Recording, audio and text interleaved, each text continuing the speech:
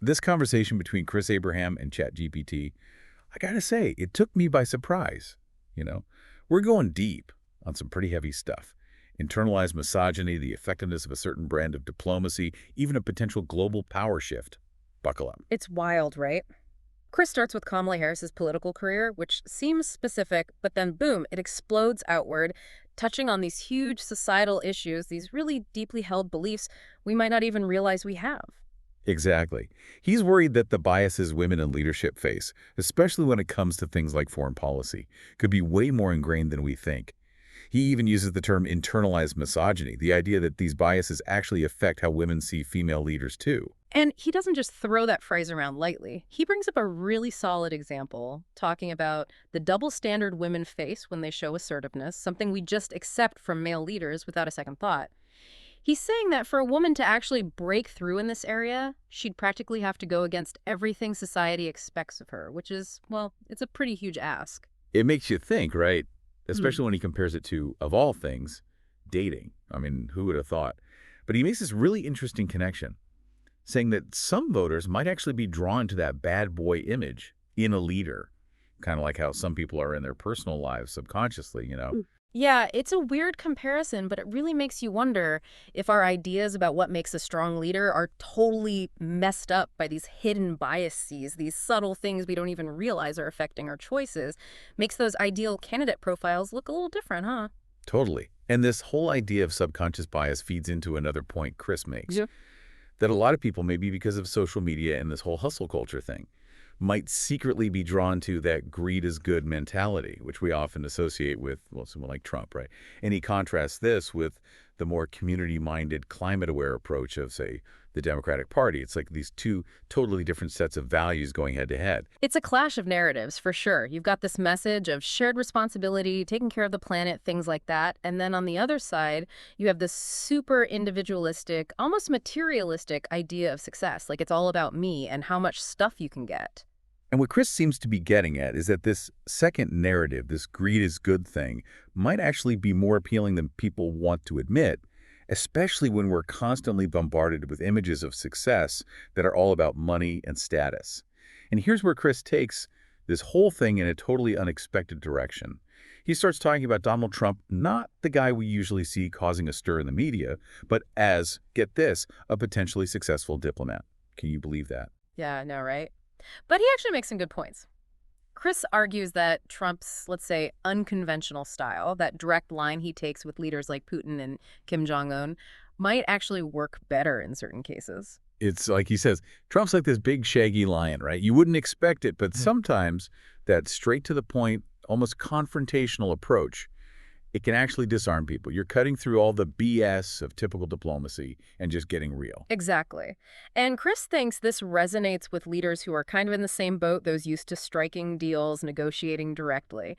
He calls it the CEO club mentality, and for better or worse, he thinks it might be a more effective communication style in those circles than, the usual diplomatic dance.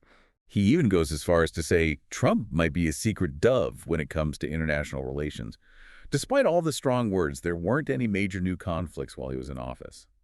Makes you think, huh? It really does. He argues that open communication, even between countries who aren't exactly best buds, is super important, especially when things are tense.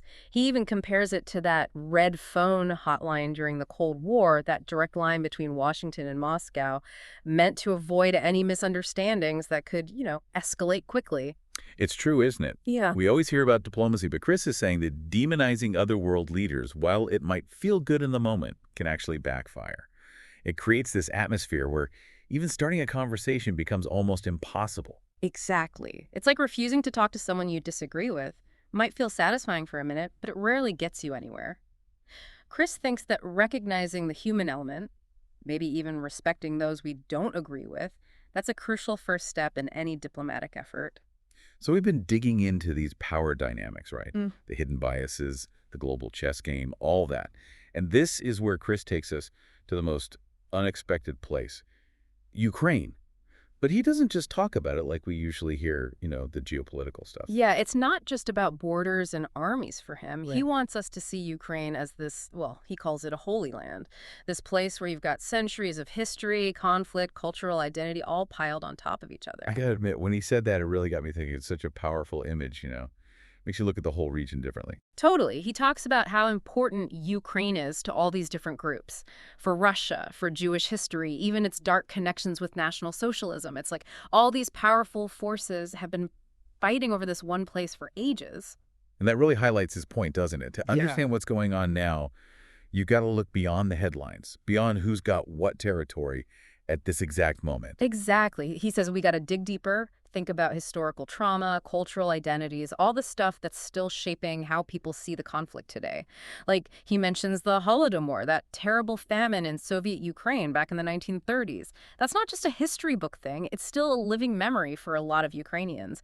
And it colors how they see Russia now. It reminds you that history isn't just dates and names, it's people's lives, and those experiences get passed down. For sure. And then, to make things even more complicated, he brings up groups like the Azov Battalion in Ukraine, the far-right guys. He's not defending them, obviously, but just pointing out that they add another layer to the whole thing. It's definitely not a simple good guys versus bad guys situation. Nope.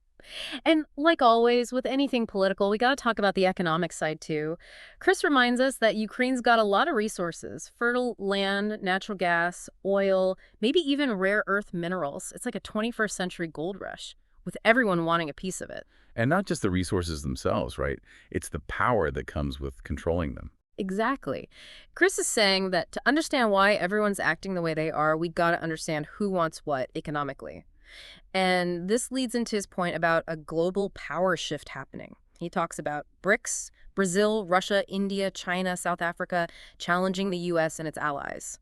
He seems to be really interested in the idea of a more balanced world, where power isn't just concentrated in a few hands. Right. And he thinks this shift is partly because of what he calls America's hunger, this constant need for more resources, more growth, more everything. He even says the insatiable appetite of Wall Street. So where does that leave us? Regular people trying to understand this increasingly complex world. I think the biggest takeaway from Chris is to think critically, to question everything.